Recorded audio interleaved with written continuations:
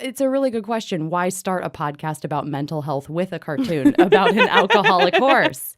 No, I mean, the thing I love about this show is that people call it the Depressed Horse Show. The right? Depressed Horse Show. Yeah. And I think in that and in the sort of casual way that we talk about BoJack being depressed or being anxious and sort of all the other characters going through what they go through, there are opportunities to get into things that other people or that, people in the real world who are not animated have experienced.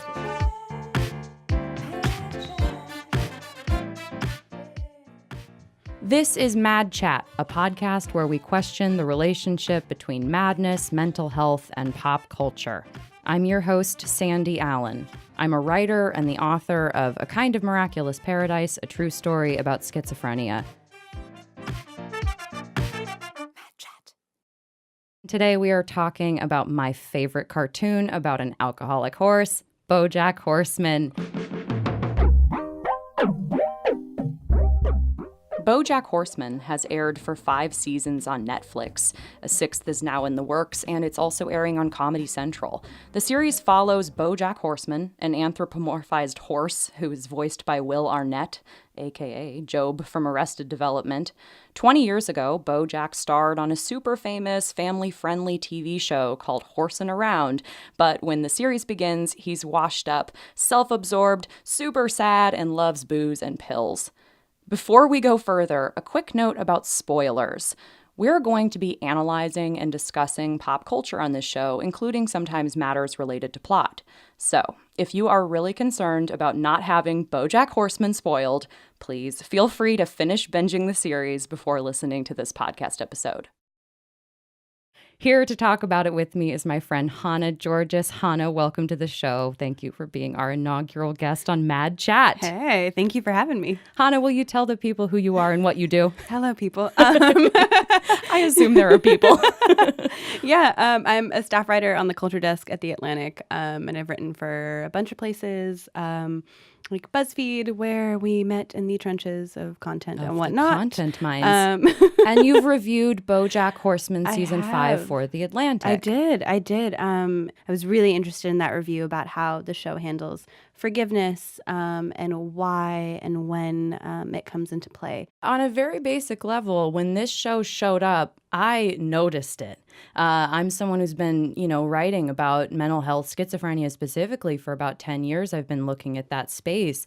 And I was so blown away that there was a cartoon that was attempting, it seemed like, to have a conversation about not just an unlikable, kind of asshole Hollywood type who is, all too familiar. Right, we've seen that before. We've seen it before. There was so much about this cartoon when it first appeared that it seemed like, oh, this is so familiar, even though it is, weird and it's a horse. Sorry I was late. The traffic. It's really no problem. I parked in a handicap spot. I hope that's okay. You parked in I'm sorry, disabled spot. Is that the proper nomenclature? Maybe you should move the car. No, I don't think I should drive right now. I'm incredibly drunk. I was struck so early on by the fact that this is a show that, for better or for worse, is attempting to begin to show for, its dimensionality. This character who, yes, at first glance is a cartoon.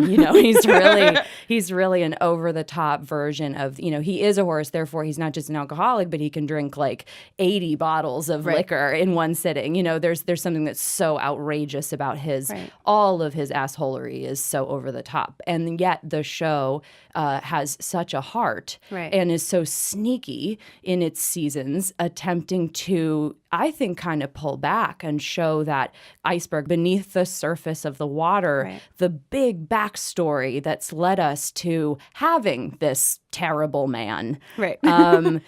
Did you start watching BoJack back when? Did you get into it right away? No, I didn't. I didn't want to watch the Depressed Horse Show. What made you give in to the Depressed Horse? So, well, it all begins. No, I think last fall in particular, fall 2017, which was not last year. Wow, time moves. Quick update on the year. It is now 2019. Whattimeisit.com. Oh God. No. So 2017 I think was difficult for me in a lot of ways, and friends had been trying to get me to watch the show for a long time, and I was like, I don't know about this. It's just going to make me sadder. And I think the first time somebody really tried in earnest to have me watch it was summer 2015. And I kept saying, like, it's summer, it's warm outside, I don't want to get in my feelings, like, this is not the time. And then, fall 2017 hit, and everything was just, like, going to shreds in a lot of different ways anyway. So I was like, let's just go full force. I'm going to lean into it and see what goes on. Horse. Well, I was, like, leading into my own depressive episode. It was like, let's lean into a depressed horse because that's a little absurd, and it's going to take me away from my own life, maybe. And then I sort of, from there, it was just full steam. It was just like, once I sort of got through halfway through the first season, I think I was really, really on board and was like, okay, this is about more than depression. Yes. And also there's some really interesting stuff happening with depression. Talk to me about that. What is different about the way that this show figures depression? Oh God. Or what I guess, because I would observe there is something in here that we do not often see on TV, especially in animated television, but I would say in general. Right. I think for me, I appreciate that it doesn't, at least to my mind, romanticize depression in a way that I think a lot of TV has, right? So you're not seeing like BoJack is really depressed and drinking a ton, and then he wakes up in the morning magically and like writes or acts the best scene he ever has, and he's like this tortured artist, right? It's just, you know what? It's bad for him. Like he's not doing great. And I think that sort of willingness to depict a character who is experiencing depression, experiencing addiction in particular, and being bad to himself and to other people in a way that the show doesn't really let him off the hook for. I think it finds a way to toe the line between sort of allowing the audience to feel empathy for him, sure, and maybe find him relatable in some ways. Right. But never, I think, is there a moment where you're like, that BoJack guy really has it together, or like, I'm trying to get there. I'm trying to be on his level. Yeah. And I think it does that sort of really carefully, even in the first season. I think especially as it progresses.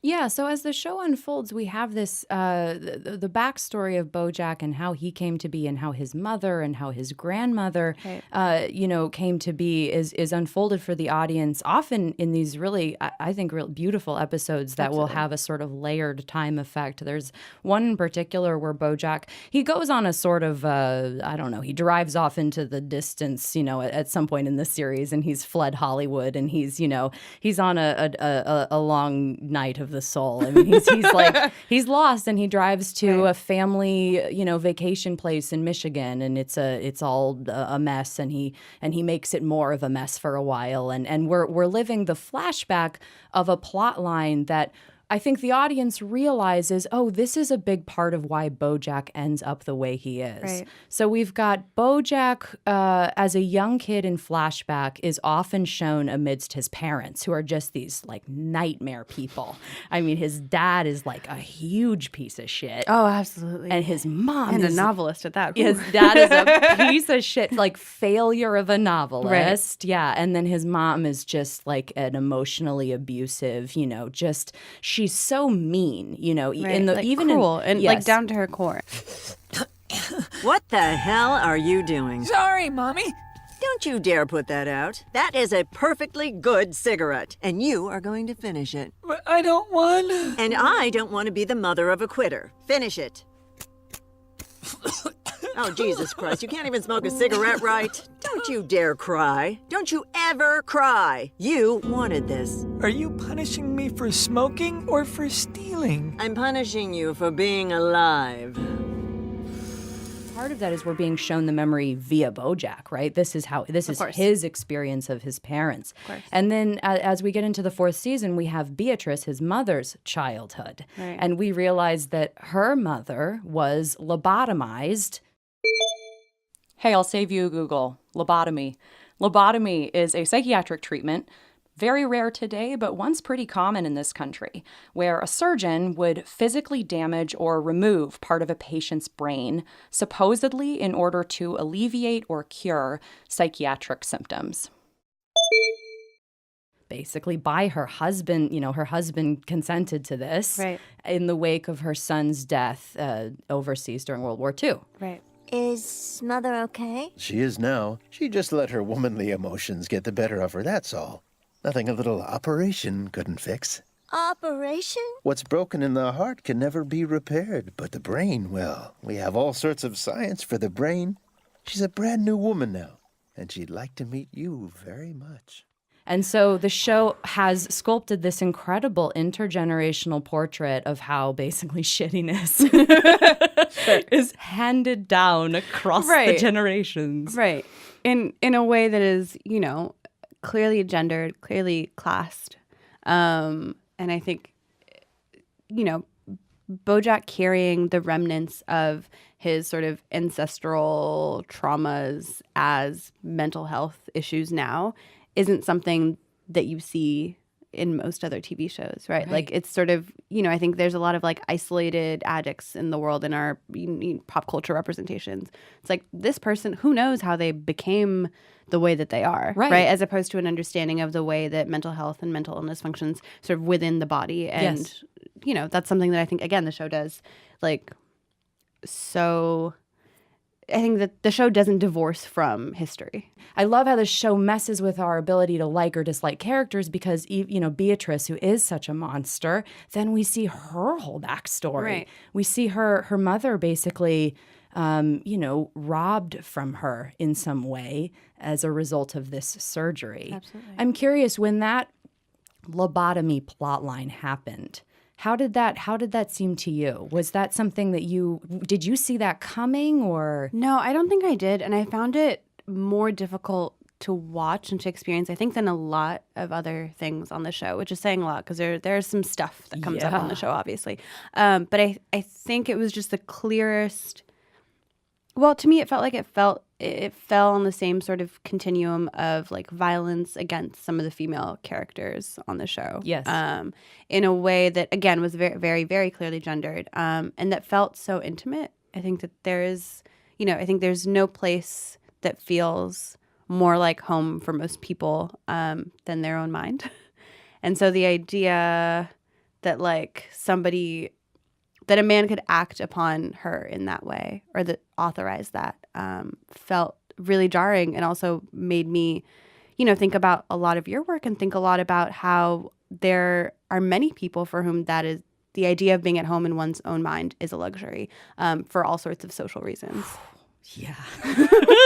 Yeah, That's that really, beautiful. it really did me in. Yeah, I mean, and so in Lobotomy, I think we have such a great example of where psychiatry appears to have gone totally off the rails, right? Like we're like, oh, this is so clearly bad. And I think it's interesting in the plot line with Beatrice, so her husband, who's voiced by Matthew Broderick, he is a cartoon. I mean, but he's very over the top specifically in his misogyny, right? Yes. There's this way that they've written the misogyny in those flashbacks where it's like, I find it to almost be, it's like they've overdone it so much, I don't know that they believe that misogyny was real back then. Does that make sense? Because it's like, you know, honey, your breasts are just weighing you down. Like it's always like that, you know? Right. Now listen here. It's a mother's duty to keep her children alive, and you are continually failing. How could you not have known she has scarlet fever? Say something, damn it! What has become of you? I swear, if I'd known this is how you'd behave once we severed the connections to your prefrontal cortex, I'd hardly have bothered. Like they need us to know how bad misogyny was, but it's like, yo, yeah, you know, you could have just shown it like how it was and it would still look really misogynist. Yeah. So I did wonder about the function of sort of like overblowing his evil, if that makes sense. Right. I mean, did it feel to you as though it was trying to make a point about him being an individual who was that bad, or as commentary on how things were, right? Absolutely the latter, right? Yeah. I mean, that's part of it is we're like really letting him off the hook. He's like, oh, honey, this is what's best for you. And we have to simultaneously go, oh, that guy's very bad because men are bad then. Right. And that's just how it was. Yes, and that's just how it was. Right. And there is a big feeling of that in the show. And so there's one point that I do want to make about lobotomy and the way we talk about it, which is it is so easy now to vilify, you know, the decisions that were made in a previous era around psychiatric care. And it is so not the case that those dynamics are over.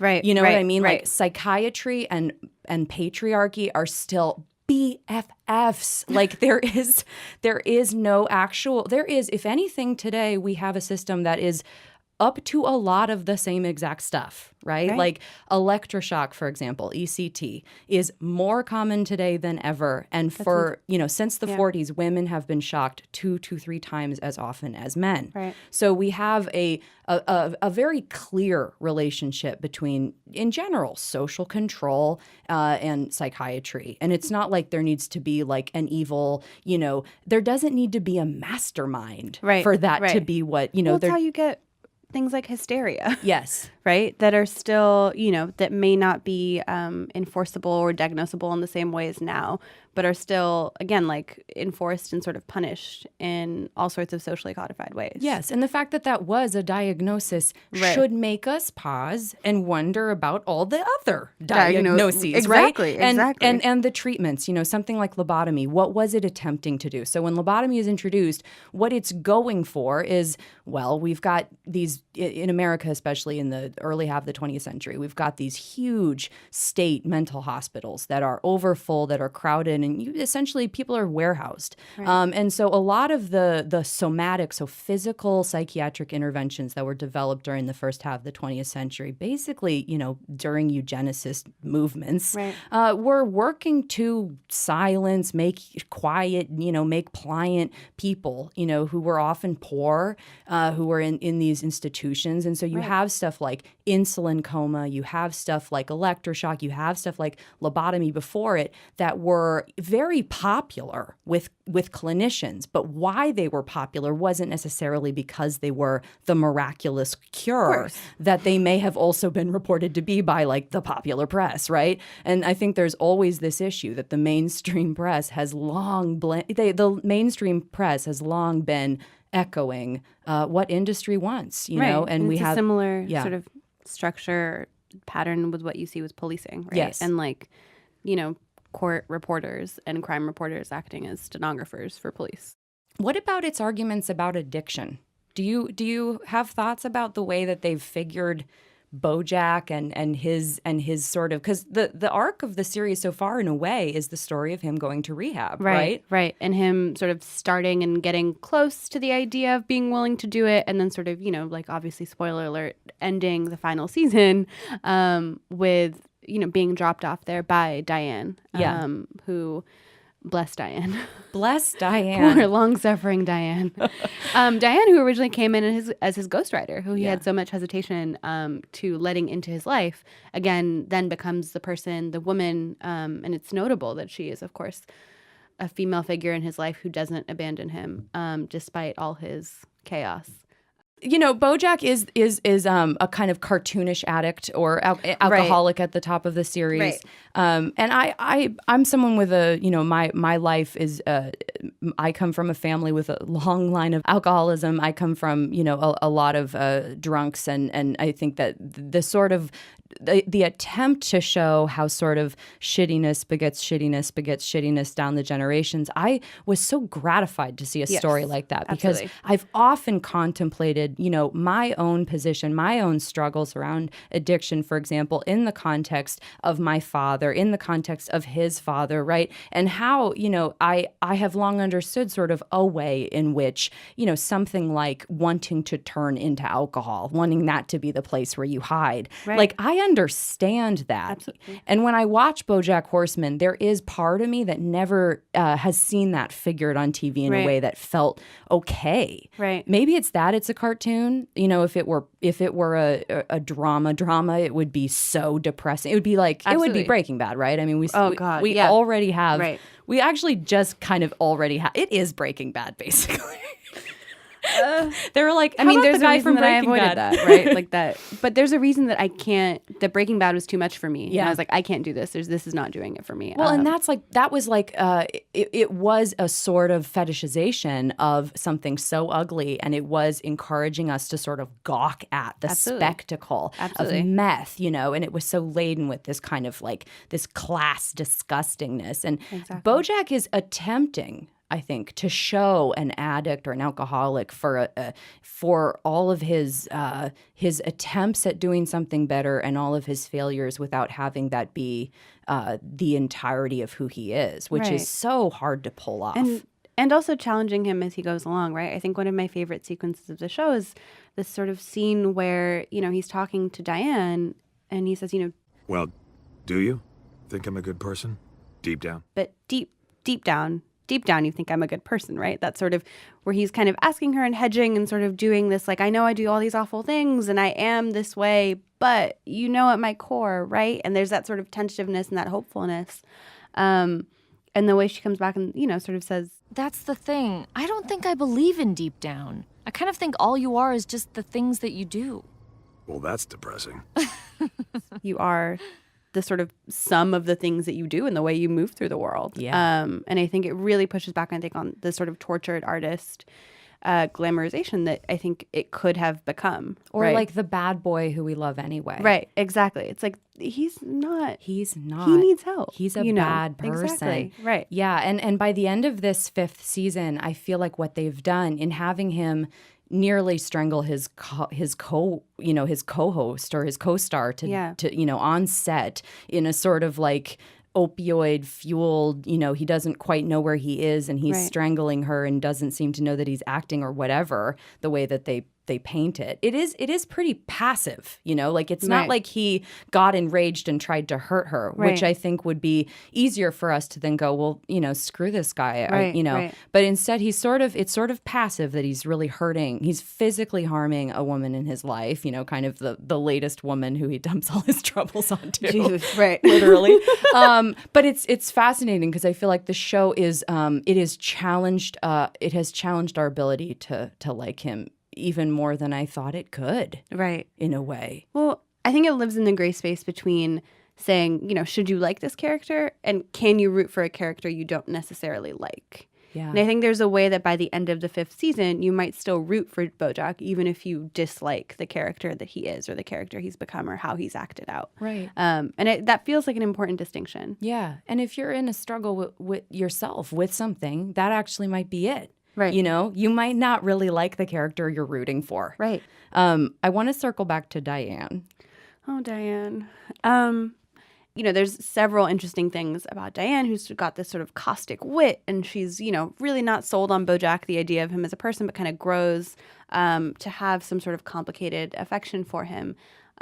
She's written in the show as a Vietnamese American woman and voiced by Alison Brie, which is something that the show's creator, I think, in recent coverage, especially around season 5, was very open about his, the way that his thinking on whether it's okay to cast a white voice actress for a role meant to be Vietnamese American. Yeah. His thinking on that has evolved and whatnot. But I think, Diane is going through a lot too, and we sort of see her crack a little bit throughout the series. And then season 4, there's an episode where her jolly sort of happy-go-lucky husband, Mr. Peanut Butter, Mr. Peanut Butter. who This light bulb won't let me into your house without paying.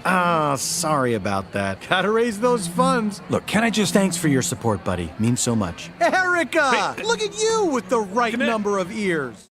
Erica! character I'm extremely frustrated by all the time. He throws a fundraising party for his political campaign, and they end up underground just because of all sorts of technical failures and whatnot. But Diane has a breakdown. Oh my God. I'm the problem. Whoa! What the? Why can't I be happy? Am I busted? No. I am. I'm a pit. I'm a pit that good things fall into. Diane, you're not a pit. And she's sort of crying, and she's like, does my life mean anything? And just sort of gets into your, what to me is a fairly familiar existential spiral. And I was watching that, and I was like, Diane is really, really going through it and has been for so long. But, as a woman with a lot of pressure on her, doesn't get to sort of, take her hands off the wheel and just lean in to the sort of glamour and the like, this is just how I am that BoJack does, right? Yeah. And or Mr. Peanut Butter. Oh, right. I mean, Mr. Peanut Butter ostensibly has things together in a way that BoJack doesn't. Yeah. Ostensibly. And he pulls like whatever he wants off. Exactly. Like, in a way that, again, I find very frustrating. Including Diane. Right. Right. Despite the fact that she is leagues beyond his sort of. She's so much better than him. Absolutely. I mean, she's so much better than BoJack. Yes. Right? Yes. And she's so much more, willing to interrogate when and where she needs help and the sort of failures that she is responsible for. And so I think it's really amazing to have that and contrast it with, again, BoJack's total lack of willingness to take accountability for his own actions until really the 5th season. Yeah. In the 5th season, we see, the thing I ended up writing about is that she very clearly struggles with whether to forgive him for any number of transgressions that he's committed against, particularly women in his life, that she, in some ways, has been held responsible for or fears being held responsible for, right? And I think that's something that, again, the show is looking at how people who may have similar, diagnoses or similar things that they're dealing with are able to move through the world differently based on what social position they occupy. Yes. Right? She's 1, not a star, 2, not a man. Yeah. And 3, not whatever BoJack's sort of nebulous racial identity is, which is likely white. She references a therapist in season 1. Yes. We have a sense with Diane that she is already putting in the work. Right. That and she goes yes. in season 5. Yes. Whatever it is, it's got to be bad, because otherwise, why wouldn't he tell me? Diana, you are not responsible for the dysfunction of others. I actually explore this in my book. Are you responsible for the dysfunction of others? Spoiler alert, you're not. Because there's so many animals on this show, it can get funky with race stuff. And, you don't always know what race some of the animals are, or what race they correspond to in the real world. But I found it so sort of funny and heartening in this sort of pop culture trendy way that the therapist in season 5 is played by Issa Rae. Yes.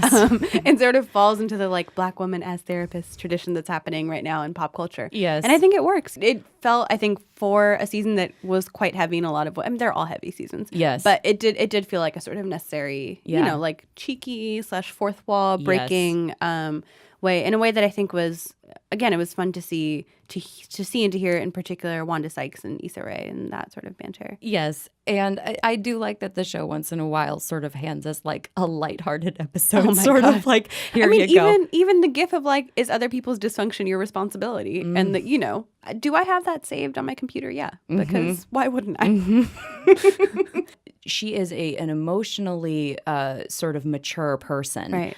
To his utterly emotionally immature, right? Oh God, yeah. And yet I think they have a friendship that appears to be rooted in part, and it is this sort of familiar dynamic of insufferable older man and the competent woman who is stuck to him, right. 30 Rock, or where it's he appears to offer her something. Perhaps it's just gravitas or something, or it's just credibility or something because she's spending time with him.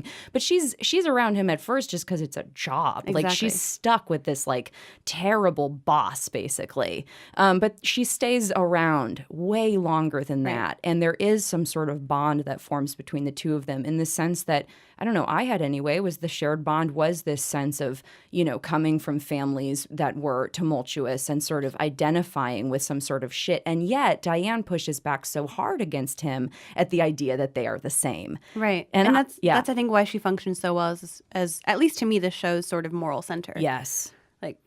She does feel like she can at once hold a sort of compassion and empathy for him, and they're kind of similar, again, whether it's similar backgrounds or similar things that they're grappling with, and yet refuses to let herself, or not let, I guess let isn't even the right word, but, one, does not have the sort of social freedom to act out in the ways he does, and 2, doesn't seem to be interested in doing it in the same way. And I think it particularly if you're someone who comes from a family where maybe family wasn't puppies and roses, it's important that we have representation of the fact that, you might have a head full of self-loathing. Stupid piece of shit.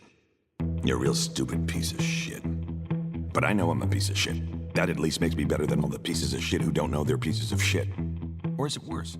that way that they're showing, you know, what it's like for him internally. And I think attempting to at least shed a light on, okay, this man is, you know, a miserable person, and it does affect the others around him in these really negative ways. And he gets away with way too much because of his social position.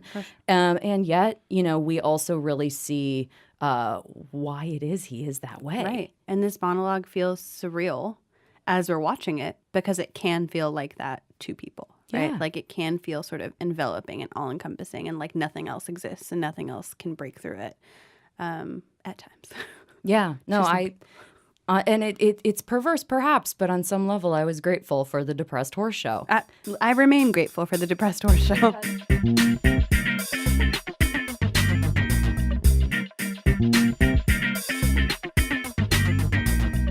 Our last segment on Mad Chat is called What's Helping Today. Ooh. The idea is you can say, what's helping today? It doesn't need to be like, here is the answer to what keeps me going all the time. But like, I don't know, what's helping today? Today I'm thinking about the butternut squash and chipotle chili I'm going to make over the weekend. Beautiful. Future chili. Right. Broadly speaking, cooking, and especially cooking for other people has been helping a lot. What about for you? Oh my gosh. Can we just pause and talk about you're such a good cook? Okay, bread maker. I what? When I see your lasagnas on the Instagram, I fucking lick my phone, man. Anyway, what's helping today? I'm going to say this winter, the thing that has really helped me get through is Star Trek Next Generation. I had not really ever touched it. And then like around November, it began in my life and I just haven't stopped. And it really does help. I think that when everything is overwhelming and I've been working on a piece that's very sad, you know? Oh, yeah. And then I can just turn on space. It's exciting out there. And just really go to space and live in a world that is so campy. Yeah, I love camp. Thank you so much, Hannah Giorgis, for joining me today on Mad Chat. Where can the people find your writing? Oh, yeah. On theatlantic.com. Theatlantic.com. I've heard of her. I don't know. Also, I tweet it sometimes, but Twitter is a terrible place, so don't go there for me or for anyone else. Mad Chat is produced by Lee Mengistu. Our social media and community manager is Irina Wong. Theme music by Lee Mengistu and Ruthie Williams. Logo design by Chris Ritter. Website design by Natasha Hanratty. Thanks today to Argo Studios. Engineering assistance from my unpaid intern, Rob Dubbin. Thanks to my podcast fairy godmothers, Andrea Salensi, Julia Furlan, and Eleanor Kagan. Episode transcriptions by Alex Cornacchia. Find those transcripts at our website, madchatshow.com. If you want to continue the conversation online, you can follow Mad Chat Show on Instagram, Twitter, and Facebook. I am Sandy Allen. My book, A Kind of Miraculous Paradise, a true story about schizophrenia, is out now in paperback. For more, you can visit my website, hellosandyallen.com. This is Mad Chat. Thank you for listening. We'll chat again in 3 weeks. Mad Chat. Thanks for listening to the first episode of Mad Chat. Talk to you later. That's terrible. Thanks for listening to Mad Chat. Bye. Thanks for listening to Mad Chat. Come back again. I'll just keep saying these terrible things.